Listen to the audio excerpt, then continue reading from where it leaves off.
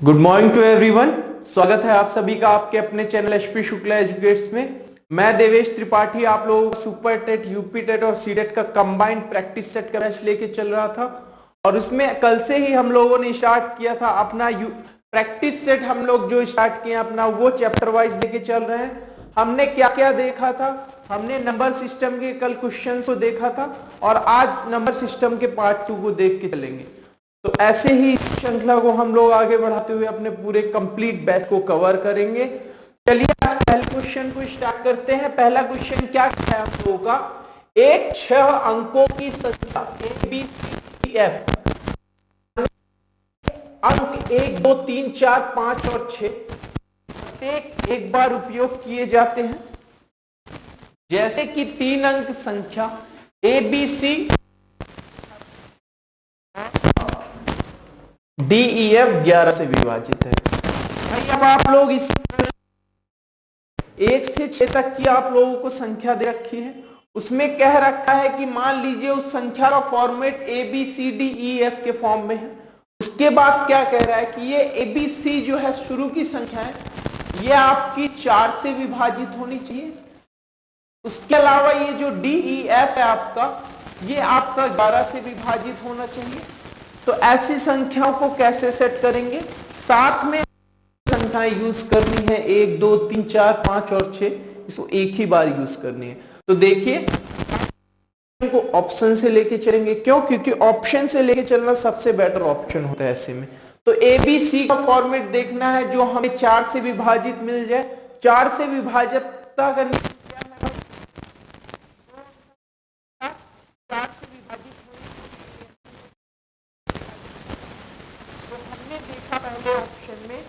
ABC का format अगर देखेंगे तो 325, जिसमें से 25 क्या 4 से विभाजित है, नहीं है। तो हमें पता चल गया कि भाई पहला ऑप्शन हमारा नहीं होगा। उसके बाद दूसरे ऑप्शन देखते हैं, 324 है और 324 दोनों में है और 24 हमारा 4 से विभाजित है। 4 6 24 6 बार, यानी कि इन दोनों में से एक हो सकता है। 26 के केस में देखते हैं, क्या 26 4 से विभाजित है? 26 4 से विभाजित नहीं है, बट 24 है, यानी कि ये भी हमारा ऑप्शन नहीं हो सकता। अब हमारे पास दो ऑप्शन बचे, बी और ऑप्शन सी, जिसमें दोनों 3। अब हम लोग क्या देखेंगे, अब हम लोगों को दिया है कि DEF 11 द्वारा विभाजित होना चाहिए। अब हम DEF में इसको देखते हैं, क्या यह 11 द्वारा विभाजित है? भाई बताइए, 11 के विभाजकता का नियम सुन लीजिए भाई। 11 के विभाजकता का नियम क्या होता है? मान लीजिए आपको एक संख्या दे दी है भाई 121, तो क्या होता है, ऑड और इवन के प्लेस को देखते हैं। इसमें ऑड इवन, यानी कि ये ऑड है, ये इवन है, यानी ये पहला नंबर है, दूसरा देखिए तीसरे पे है। स्थान के हिसाब से देख रहे हैं, तो जो ऑड स्थान पे होगा उनको अलग जोड़ेंगे। ऑड पे क्या है भाई, 1 और 1, 1 प्लस 1 कर लीजिए। और जो इवन पे होगा यानी कि 2 है, दूसरे स्थान पे 2 है। अगर यहाँ चौथे स्थान पे भी कुछ दिया होता तो उसको 0 जोड़ लेते। तो यहाँ पे हमने देखा इवन का स्थान भाई 2 है।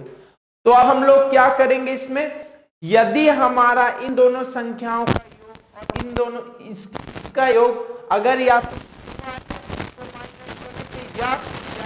विभाजित होने वाला टर्म आएगा तो हमारी दी हुई संख्या 11 से विभाजित है। अब आप देखिए 2 - 2 बराबर 0 है, यानी कि 121 सेम यही चीज हम लोग इसमें देख लेते हैं DEF के फॉर्म में। तो DEF के फॉर्म में हमारे पास दो चीजें यहाँ पे मिल जाएंगी। DEF के फॉर्म में देखते हैं भाई 6 5 1। अब इस केस में देखिए 6 और 1 कितना होता है, 7। 7 में से 5 आप माइनस करेंगे 2, क्या यह 11 से विभाजित है? नहीं। क्या कहा था, या तो 0 आएगा या फिर 11 से विभाजित होने वाला आएगा, तो भी 11 से विभाजित होगा। लेकिन यहाँ पे 2 आ रहा है, इसका मतलब ये 11 से विभाजित नहीं है। तो 651 भी हमारा 11 से विभाजित नहीं है। तो भाई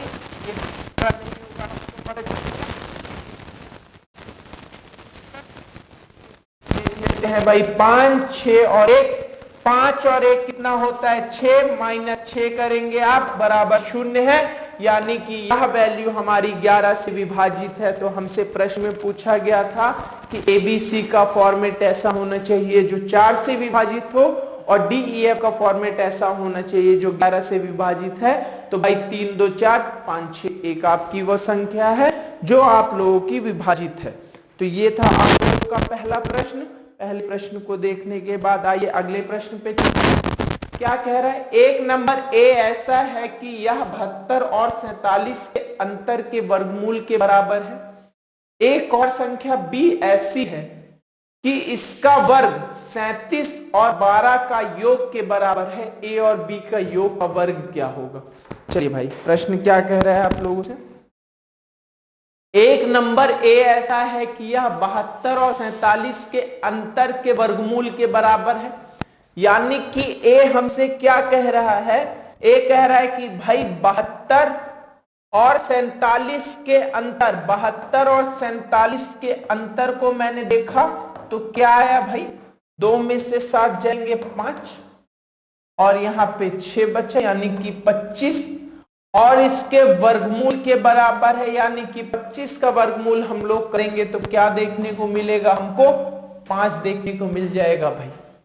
उसके बाद क्या बोल रहा है हमारा, और संख्या बी ऐसा है कि इसका वर्ग 37 और 12 का योग के बराबर है। देखिए तो बी एक ऐसी संख्या है जिसका वर्ग की बात कर रहा है, 37 और 12 के योग के बराबर है। यानी कि 37 करिए प्लस 12 करेंगे, अब 37 और 12 देखेंगे तो कितना हो जाएगा यहां पे 49। अगर 49 का मैं वर्गमूल निकाल देता हूं तो क्या हो जाएगा 7। अगर आप 7 का वर्ग करेंगे यानी कि 7 का स्क्वायर करेंगे तो 49 के बराबर होगा जो कि इनके बराबर है। यानी कि हमें पता चल गया भाई यहां से कि बी की वैल्यू हमारी 7 के बराबर होगी।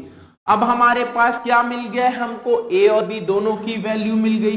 प्रश्न में देखते हैं क्या कह रहा है, ए और बी के योग का वर्ग क्या होगा। भाई ए और बी का योग कितना होगा, देखिए यहां से a प्लस बी कितना हो जाएगा, यहां से 5 प्लस 7 यानी कि 12।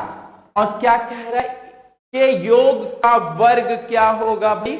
अब यहां पे आप लोग इसका स्क्वायर कर देंगे, यहां से आपका वर्ग की वैल्यू 144 आ जाएगी।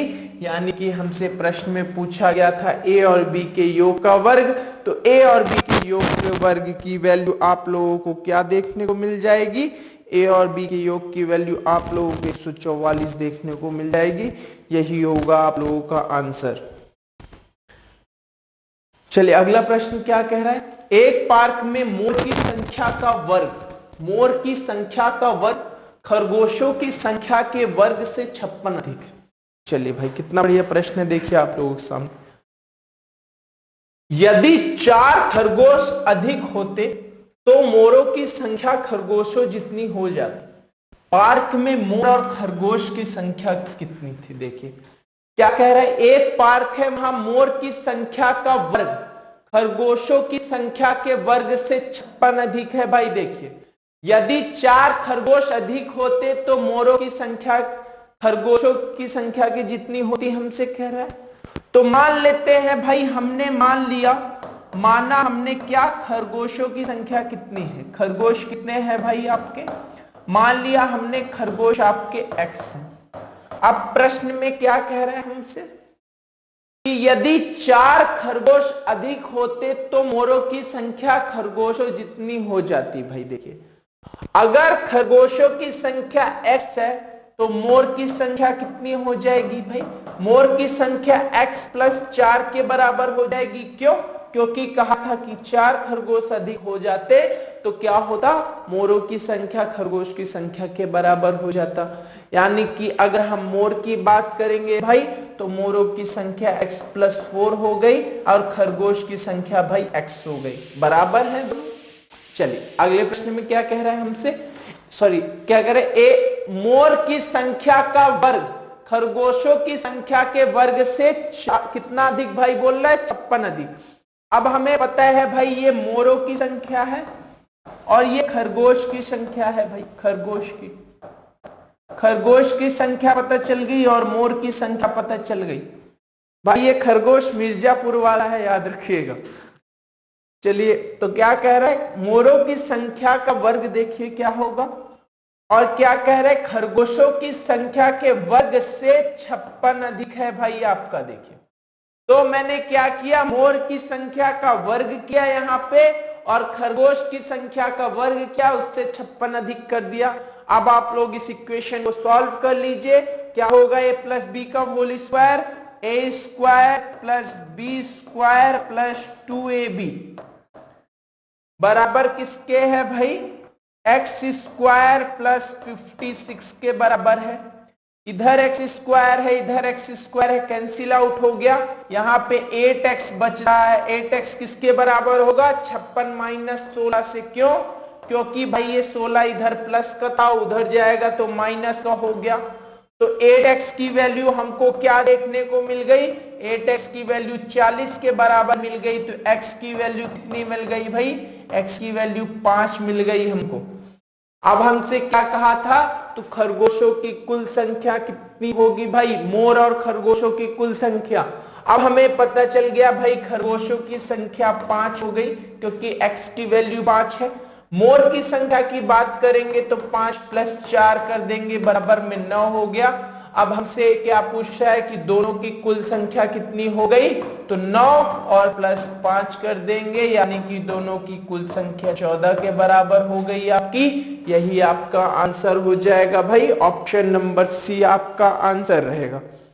चलिए देख लीजिए भाई, ये प्रश्न आप लोगों का बहुत बढ़िया प्रश्न था। अगले प्रश्न पे चलते हैं। अगला प्रश्न क्या है, 1 से 20 तक की संख्याओं में से 4 द्वारा विभाजित होने वाली सभी संख्याओं का योग बताइए। फिर से एकदम इजी प्रश्न है आप लोगों के सामने। मैंने क्या कहा है कि आप लोगों से यूपी टेट में और सुपर टेट में कुछ प्रश्न आप लोगों के बहुत इजी देते हैं। उनका एग्जामिनर जो वहां बैठा होता है, उसके माइंड का सेटअप आप लोग देखिए कैसा होता है भाई। उसके माइंड का सेटअप होता है कि भाई 40% क्वेश्चंस जो हमको रखने हैं वो इजी रखने हैं, जो कि सारे बच्चे सॉल्व कर लेंगे। उसके बाद क्या करते हैं वो लोग 30 to 35%, 35% आपके जो क्वेश्चन रखते हैं वो मॉडरेट रखते हैं, यानी कि जो बच्चा रेगुलर वे में आप लगा हुआ है तैयारी में, वो भाई इसको सॉल्व कर लेता है। ठीक है, तो कितना बच्चा है, 25%। 25% ऐसे प्रश्न होते हैं जो हार्ड होते हैं, जिनको कोई सॉल्व करने का मतलब नहीं होता। यानी कि आप ये देख लीजिए, मेन जो मेरिट डिसाइड होती है 75% अप्रोक्सीमेटली आप मान लीजिए आप लोगों के सभी बच्चे सॉल्व कर लेते हैं। लेकिन ये जो 25% प्रश्न है भाई, इसी में से जो बच्चा इस 25% यानी कि मान लीजिए 10 प्रश्नों में से, इन 10 प्रश्नों में से जो भी बच्चा आपका 5 से 6 प्रश्न सही करता है, वही आप लोगों का लीड करता है और उसी के सिलेक्शन के चांसेस ज्यादा रहते हैं। तो ये रहता है पैटर्न। इसलिए मैंने बोला मैं यहाँ पे क्वेश्चंस को मिक्स्ड लेके चलूंगा प्रैक्टिस सेशन में। प्रैक्टिस सेशन में आप लोगों के अगर क्वेश्चन मिक्स्ड रहेंगे तो क्या होगा भाई, आप लोगों का क्वेश्चन के साथ साथ आप लोगों इजी, मॉडरेट और हार्ड तीनों तरह के क्वेश्चंस आप लोगों को टैकल करना आ जाएगा। इसीलिए मैं चैप्टर वाइज लेके चला हूं। अब आप देखिए, मैं हर चैप्टर में 30 से 35 क्वेश्चंस को लेके आऊंगा, और जो कि आप लोगों की तीनों लेवल को कवर अप करेंगे। तो उसी हिसाब से मैंने इस अपने प्रैक्टिस सेट को भी सेट किया हुआ है। ये है भाई आप लोगों का रहता है जो आप लोगों से एग्जामिनेशन में पूछा जाता है। तो अब देखिए ये प्रश्न कितना इजी है भाई, 1 से 20 तक की संख्याओं में से 4 द्वारा विभाजित होने वाली संख्याओं का योग कितना होगा। अब भाई हमसे 1 से 20 तक का है तो क्या होगा, 4, 8, 12, 16 और 20 को भी इंक्लूड करेंगे, क्योंकि 1 से 20 के बीच में नहीं बोला हुआ है, 1 से 20 तक बोला हुआ है। अगर तक बोलता है तो हम 20 को भाई इंक्लूड करके ले चलेंगे। अब क्या करना है, आप इसको जोड़ लीजिए, 8 4 12, 12 दूनी 24, 24 16 कितना हो गया, 40, 40 20 60, यानी कि 60 हो गया आपका आंसर। और यही आपका ऑप्शन नंबर सी बिल्कुल सही होगा। हमसे यहाँ प्रश्न में बोला है भाई 1 से 20 तक, याद रखिएगा तक की बात कर रहा है। अगर 1 से 20 के बीच में बोलता तो मैं इस 20 को नहीं लेता, लेकिन हमें तक बोला है, यानी कि 20 तक में जो भी होता है तो 20 भी होता है भाई, 4 का गुणज, तो हम 20 को इंक्लूड करेंगे। तो ये रहेगा आपका आंसर, 60 रहेगा इसका आंसर। देख लीजिए भाई आप लोग क्या कह रहा था प्रश्न में, और उसी के बाद फिर अगले प्रश्न पे चलते हैं। चले अगला प्रश्न क्या कह रहा है। एक पिता ने अपने पुत्र के जन्म दिवस पर, देखिए भाई पिताजी हैं एक, अपने पुत्र के जन्म दिवस पर कुछ लड़के व लड़कियों को बुलाया। लड़कों की संख्या लड़कियों से 2 कम है। पिता ने सभी लड़कों को 10 रुपए और सभी लड़कियों को 20 रुपए उपहार स्वरूप दिए। यदि कुल 280 रुपए खर्च हुए तो लड़कों की संख्या बताइए। अब देखिए भाई एक पिताजी थे, उन्होंने क्या किया, अपने पुत्र के जन्म दिवस पे क्या किया भाई, कुछ लड़के और लड़कियों को बुलाए, यानी कि कुछ लड़के बॉयज को बुलाया और क्या किया भाई, लड़कियों को गर्ल्स को बुलाया उन्होंने। अब क्या कह रहा है हमसे प्रश्न में, लड़कों की संख्या लड़कियों से 2 कम है। अगर मैं लड़कियों की संख्या को x मान लेता हूं भाई, तो लड़कों की संख्या लड़कियों से 2 कम है, यानी कि x माइनस 2 हो जाएगा। यहाँ पे बिल्कुल हो जाएगा सर, क्योंकि हमसे बोला गया है कि लड़कों की संख्या लड़कियों की संख्या से 2 कम है, यानी कि लड़कियों की संख्या मैंने x दी है तो लड़कों की संख्या x माइनस 2 हो गई। उसके बाद क्या कह रहा है, पिता ने सभी लड़कों को 10 रुपए और सभी लड़कियों को 20 रुपए उपहार स्वरूप दिए, यानी कि जो भी लड़के थे इसको पिताजी ने कितने भाई 10 रुपए के हिसाब से लड़कों को दिए, और लड़कियों की बात करें तो उनको 20 रुपए के हिसाब से दे दिए हैं। उसके बाद क्या कह रहा है, यदि कुल खर्च 280 रुपए है, यानी कि दोनों लड़का और लड़कियों को जितने रुपए दिए हैं उसके बाद उनका कुल खर्च कितना आ रहा है भाई, 280 रुपए आ जा रहा है। आपके सामने आपकी इक्वेशन आ गई, इस इक्वेशन को आप सॉल्व करेंगे, आपका आंसर आ जाएगा। देखिए क्या कह रहा है, 10 को आप x से करेंगे 10x माइनस 20 हो गया, प्लस में यहाँ पे 20x हो गया आपका, इक्वल्स टू 280 के बराबर हो गया। भाई यहाँ पे देखिए तो 10x और 20x कितना हो गया आपका 30x के बराबर, माइनस 20 है, जब ये माइनस का 20 उस साइड जाएगा तो याद रखिएगा हमेशा प्लस का हो जाता है, तो इसको जब मैं इधर ले जाऊंगा तो ये प्लस का हो जाएगा, यानी कि 280 और प्लस 20 हो जाएगा। अब यहाँ पे हमको क्या मिल गया भाई, 30x की वैल्यू किसके बराबर हमको देखने को मिल गई, 30x की वैल्यू भाई हमको 300 के बराबर देखने को मिल जा रही है, यहाँ से 300 के बराबर, यानी कि हमें x की वैल्यू क्या मिल जाएगी यहाँ से देखने को, x की वैल्यू इसको आप कैंसिल करेंगे तो x की वैल्यू आपको 10 के बराबर देखने को मिल जाएगी।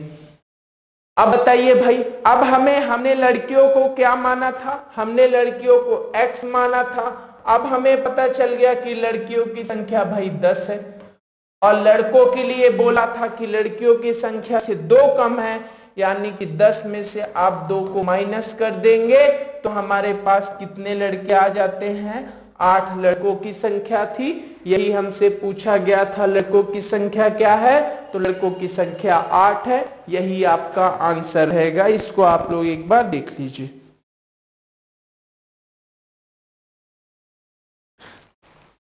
चलिए अगले प्रश्न पे चलते हैं। 25 छात्रों की एक कक्षा में छात्रों के प्राप्तांकों का मध्यमान 43 था।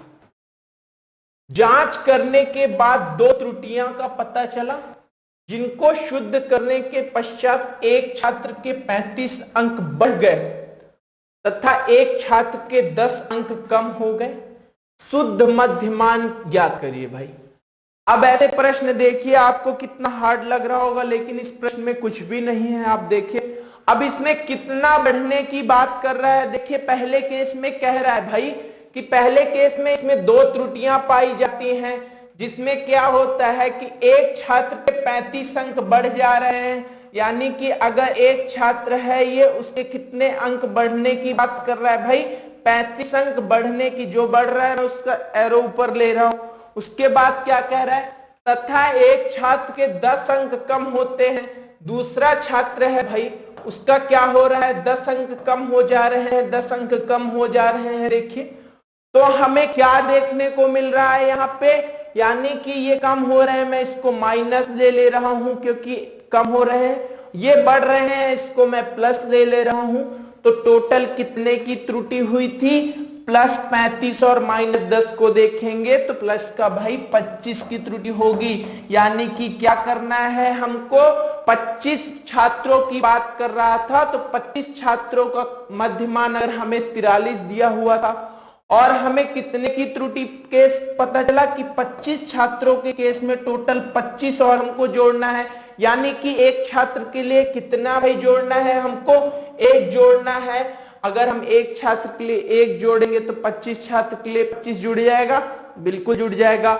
यानी कि हमारे मध्यमान में हमको क्या करना है, कुछ नहीं करना है, जो हमें मध्यमान दिया हुआ था उसमें आप एक को जोड़ दीजिए, वही आपका आंसर हो जाएगा।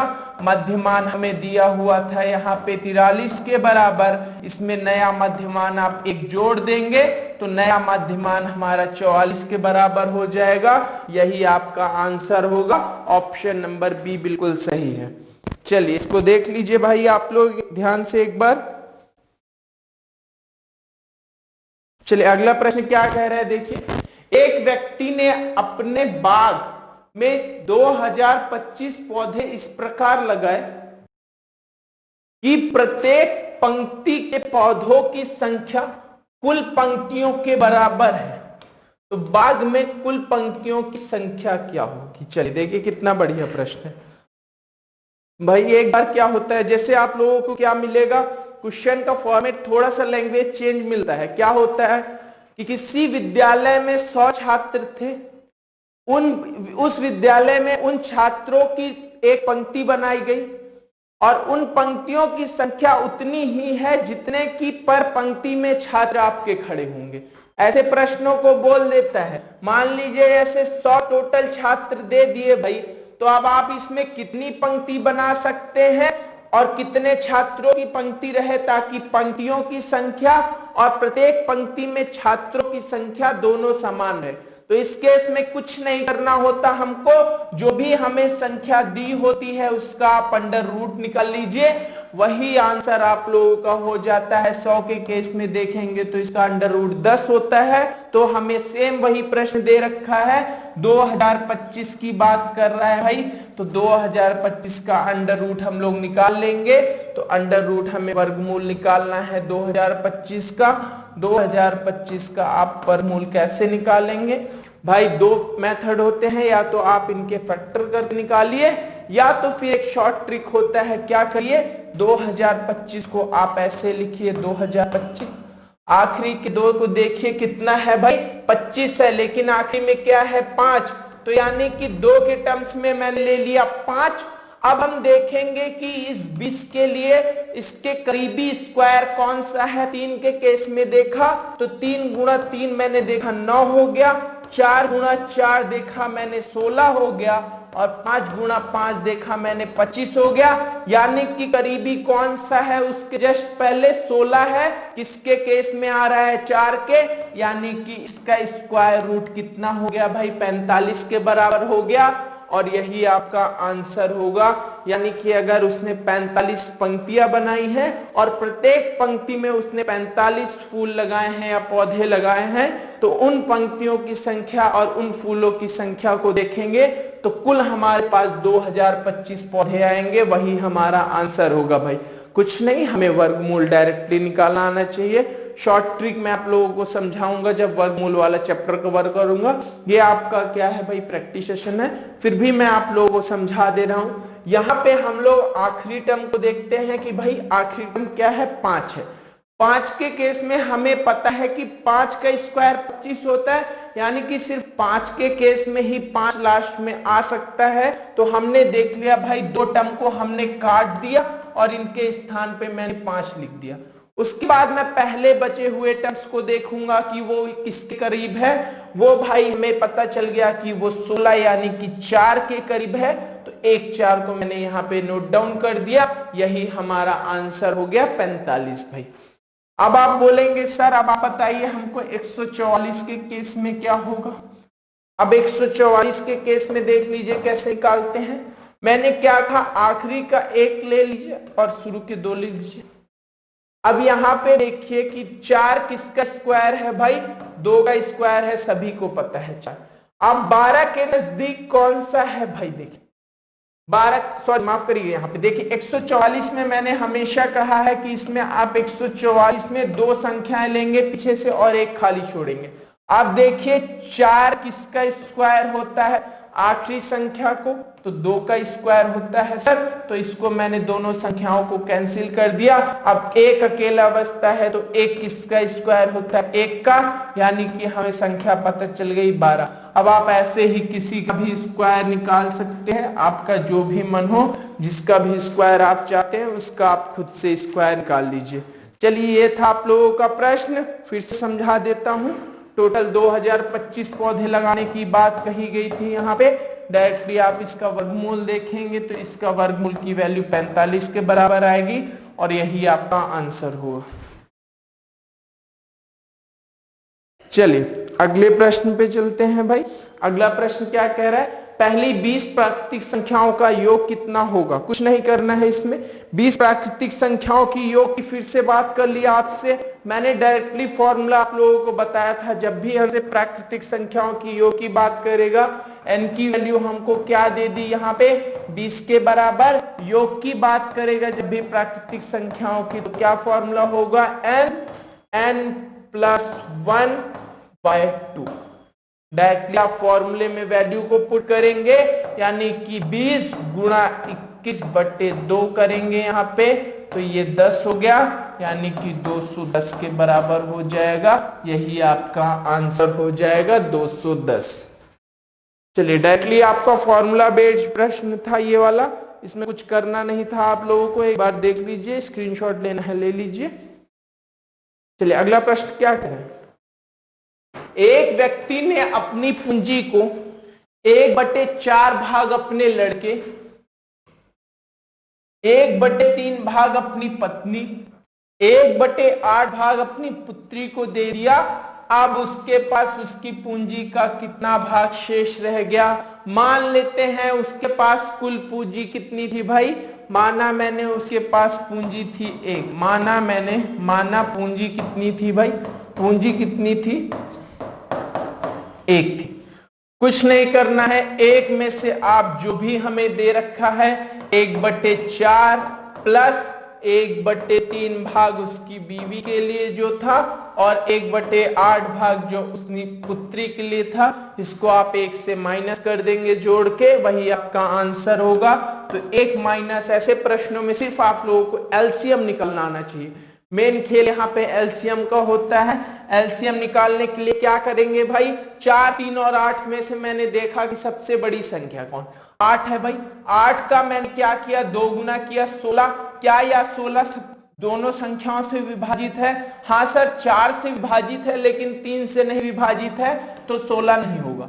अब इस 8 का मैंने 3 गुना देखा 24 होता है, तो ये 24 क्या 3 से विभाजित है, 3 से विभाजित है, बिल्कुल सर 3 से विभाजित है, 3 8 24, और 4 से विभाजित है, बिल्कुल सर 4 से विभाजित है, यानी कि हमें पता चल गया एलसीएम कितना हो जाएगा हमारा 24 हमारा एलसीएम हो जाएगा। यहां से हमें ये पता चल गया भाई 24 हमें एलसीएम मिल गया।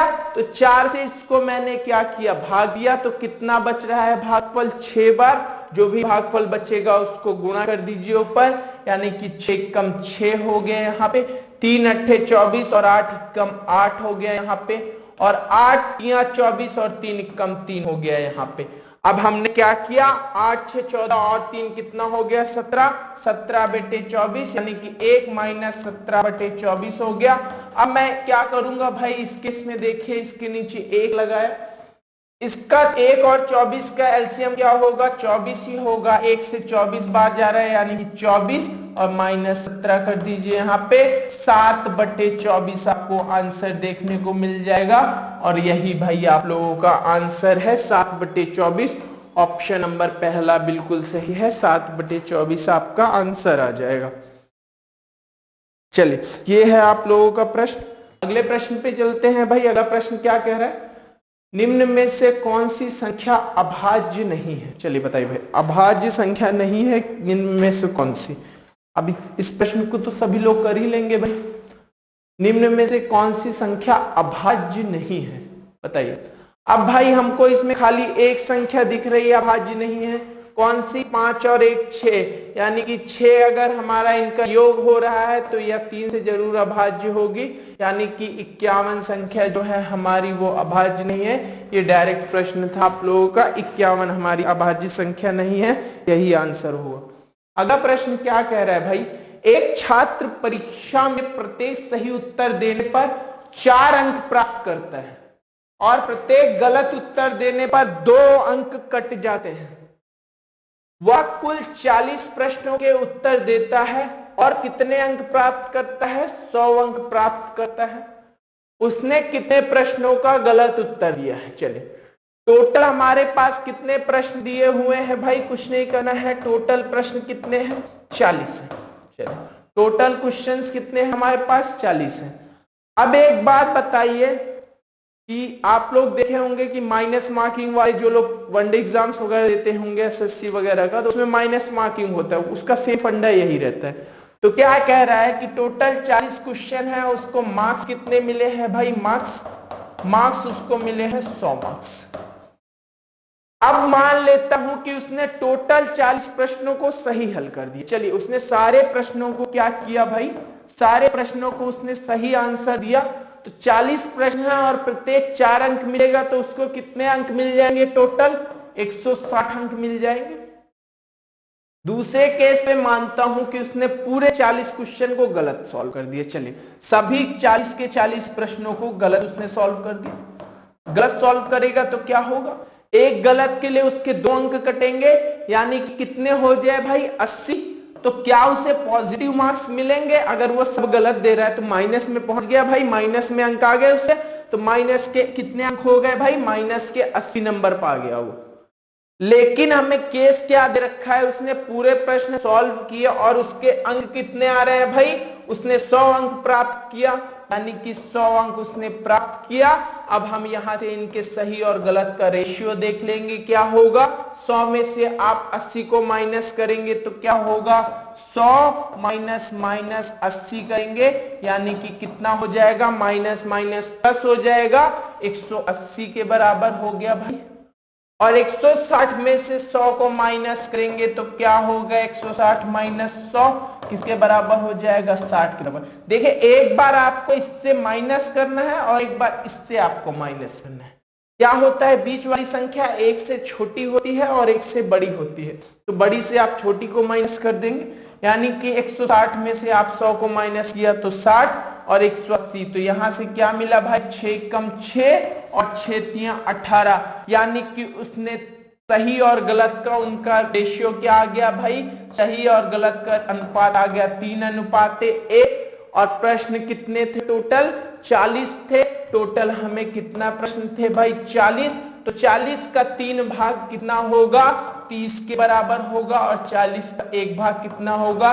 10 के बराबर होगा। यानी कि उसने 30 प्रश्नों का सही आंसर दिया और 10 प्रश्नों का गलत उत्तर दिया।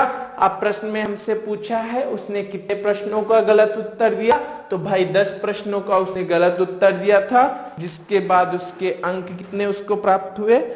100 अंक प्राप्त हुए। ये था आप लोगों का प्रश्न। चलिए अगले प्रश्न पे चलते हैं। अगला प्रश्न क्या कह रहा है? 29 तथा 39 के बीच ठीक मध्य संख्या के तुरंत पहले निम्नलिखित में से कौन सी संख्या आएगी भाई? देखिए कितना बढ़िया प्रश्न दे रखा है हम लोगों को। 29 तथा 39 के बीच, 29 और 39 के बीच में हम इन दोनों को इंक्लूड नहीं करेंगे, याद रखिएगा हमेशा। तो 29 और 39 के बीच में हमने देखा ये 29 और ये 39 को मैं क्या करूंगा भाई? इंक्लूड नहीं करूंगा। इनके बीच में कितनी संख्याएं हैं? 30, 31, 32, 33, 34, 35, 36 और 37 और 38। चलिए बताइए कितनी संख्याएं हो गई टोटल? 1 2 3 4 5 6 7 8 9। टोटल हमारे पास कितनी संख्याएं हैं भाई? 9 संख्याएं हैं। तो 9 संख्याओं का मध्य संख्या कौन सी होगी भाई? हमें पता है कि n + 1/2 होता है, यानी कि 9 + 1/2 हो जाएगा आपका। तो 5वीं संख्या जो होगी हमारी मध्य संख्या होगी 1 2 3 4 5, यानी कि 5वीं संख्या हमारी 34 है। लेकिन प्रश्न में हमसे क्या कहा है कि बीच बीच ठीक मध्य संख्या के तुरंत पहले, ठीक मध्य संख्या भाई हमको पता चल गया कि ये हमारी मध्य संख्या, हमको पता चल गई कि 34 हमारी मध्य संख्या है। उसके ठीक पहले कौन सी संख्या है भाई, ठीक पहले उसकी 33 संख्या है, तो आपका आंसर हो गया भाई 33। और ऑप्शन में देख लीजिए ऑप्शन नंबर डी बिल्कुल सही है। ये आप लोगों का अप्रोच होना चाहिए। डायरेक्टली देखा हमने उनके बीच में कितनी संख्याएं हैं, उनके बीच में टोटल 9 संख्या मिली। उन 9 संख्याओं के मध्य की संख्या कौन सी थी भाई, 5वीं संख्या है। 4 आपका इस साइड है, 4 इस साइड है, तो बीच की संख्या हुई भाई। तो 34 हमको बीच की संख्या मिल गई। प्रश्न में बोला था उसके ठीक पहले, तो उसके ठीक पहले मैंने देखा, उसके ठीक पहले हमारे पास कौन सी संख्या थी, 33वीं संख्या हमारे पास उसके ठीक पहले थी, वही हमारा आंसर हो जाएगा। चलिए अगला प्रश्न क्या कह रहा है हमसे। एक सभा में 8 व्यक्ति उपस्थित थे। सभा के अंत में सभी ने एक दूसरे से हाथ मिलाया। सभा के अंत में कुल कितनी बार हाथ मिलाए गए। भाई ये प्रश्न आप लोगों को 2-3 बार करवा चुका हूं। ये प्रश्न इसलिए बार बार करवा रहा हूं क्योंकि ऐसे प्रश्न पूछे जाते हैं। कुछ नहीं करना है आप लोगों को, क्या करना है भाई, कितने व्यक्तियों की बात कर रहा था, 8 व्यक्तियों की। तो 8 के उल्टी दिशा में जाइए 1 तक और क्या करिए भाई, यहां पे क्या करेंगे आप, इनको जोड़ दीजिए। 8 + 7 + 6 + 5 + 4 + 3 + 2 + 1 और उसके बाद क्या करिए, इन्हीं संख्याओं में से टोटल में से आप 8 को माइनस कर दीजिए, वही आपका आंसर हो जाएगा। यानी कि क्या होगा आपका आंसर, यहां से 8 को माइनस करेंगे तो इस 8 से आप इस 8 को कैंसिल आउट कर दीजिए। यहां से देखिए 7 × 6 = 13, 5 × 4 = 9, 3 × 3 = 5, 1 = 6, 9 × 6 = 15 हो गया आपका। 15 और 13 कितना होता है भाई, 28 के बराबर होता है। 28 बार इन लोगों ने आपस में हाथ मिलाया, यही आप लोगों का आंसर हो जाएगा। देख लीजिए आप लोगों के सामने आंसर है। चलिए अगले प्रश्न पे चलते हैं। अगला प्रश्न क्या कह रहा है देखिए। अगला प्रश्न भाई आपसे कह रहा है 2 संख्याओं के वर्गों का योग 68 है तथा उनके अंतर का वर्ग 36 है। इन 2 संख्याओं का गुणनफल क्या होगा। बिल्कुल इजी प्रश्न है, ये एक बार करवाया हुआ भी प्रश्न है, फिर से करवा रहा हूं। देख लीजिए क्या कह रहा है, 2 संख्याओं के वर्गों का योग 68 है। यानी कि मैंने 2 संख्या क्या मान ली भाई, x और y मान ली। अब इनके वर्गों का योग यानी कि क्या कह रहा है, x² + y² कितना है भाई, 68 के बराबर है। उसके बाद क्या कह रहा है, तथा उनके अंतर का वर्ग 36 है। यानी अंतर x - y का स्क्वायर किसके बराबर है भाई, 36 के बराबर दे रखा है। मैं क्या करूंगा, a - b का होल स्क्वायर का फॉर्मूला लगाऊंगा। a - b का होल स्क्वायर का फॉर्मूला क्या होता है, a² + b² - 2ab होता है। चलिए 2ab होता है। ये फॉर्मूला आप लोग क्या करिए, जो हमारे पास ये इक्वेशन दी हुई है यहाँ पे पुट करेंगे तो क्या देखने को मिलेगा, x² + y² - 2xy किसके बराबर है भाई, 36 के बराबर है। अब हमें x² + y² की वैल्यू देके क्या दे रखी है, x² + y² की वैल्यू 68 के बराबर दी हुई है। तो हम लोग यहां से क्या करेंगे, x² + y² की जगह 68 लिख देंगे और माइनस में 2xy है तो -2xy किसके बराबर हो जाएगा भाई, 36 के बराबर हो जाएगा। अब क्या करेंगे हम लोग, एक काम करिए, इस माइनस वाले को उस साइड ले जाइए और इस 36 को आप इधर लाएंगे तो क्या होगा, ये -2xy जब उधर जाएगा तो ये प्लस का हो जाएगा और 68 के साथ जब ये 36 इस साइड में आएगा तो ये माइनस का हो जाएगा। 68 - 36 किसके बराबर है भाई, 2xy के बराबर है। अब यहां से मैं क्या करूंगा, माइनस कर दिया, 8 में से 6 2, यहां से 3 में से 3 3 हो गया, बराबर 2xy के बराबर है यहां से। तो xy की वैल्यू क्या मिल गई हमको, 32/2, यहां से देखने को मिला 16 बराबर 16 आ गई हमारी xy की वैल्यू।